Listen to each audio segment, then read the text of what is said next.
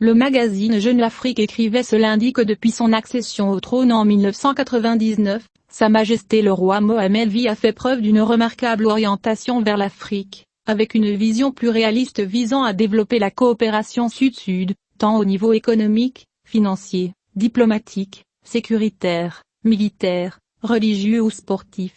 Dans un article publié sur le site du magazine, dans le cadre d'une série d'articles consacrés à la performance de la diplomatie marocaine sous le titre Maroc, la diplomatie à tous les niveaux, la source a estimé qu'au sein de l'Union africaine, Sa Majesté le roi a préféré une présence active sur la politique de la chaise vide, en la mobilisant pour renouveler le continent et aider à trouver des solutions concrètes aux défis actuels, tels que le climat, les migrations, la sécurité, la souveraineté alimentaire et sanitaire, etc.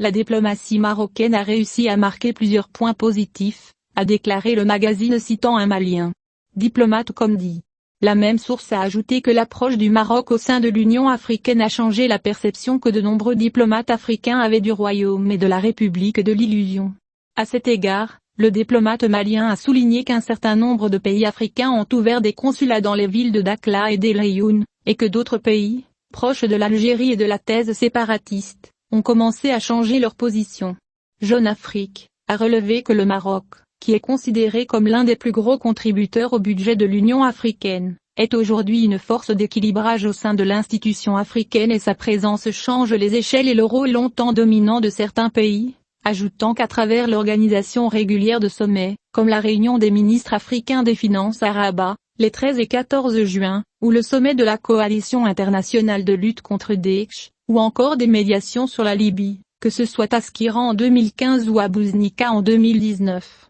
Le Maroc s'impose comme la terre des échanges entre Africains. La source a ajouté qu'un autre avantage du Maroc dans l'Union africaine est la coopération dans la lutte contre le terrorisme, considérant que le royaume est entré dans l'Union avec une approche complètement différente de l'approche poursuivie par l'Algérie et ses alliés. D'autre part, le magazine cite un diplomate d'Afrique subsaharienne qui a déclaré que la réélection du Maroc pour un second mandat au Conseil de paix et de sécurité de l'Union africaine pour une période de 3 ans, de 2022 à 2025, avec plus des 2/3 des voix, est un signe de reconnaissance des efforts du royaume en faveur de la paix et la sécurité en Afrique. La publication a également souligné le rôle économique du Maroc en Afrique, en mettant l'accent sur le développement économique et le leadership du royaume dans l'intégration continentale et l'activation de la zone de libre-échange continentale. Pour sa part, le politologue français, Emmanuel Dubuis, a estimé qu'avec l'entrée en vigueur de la zone de libre-échange continentale,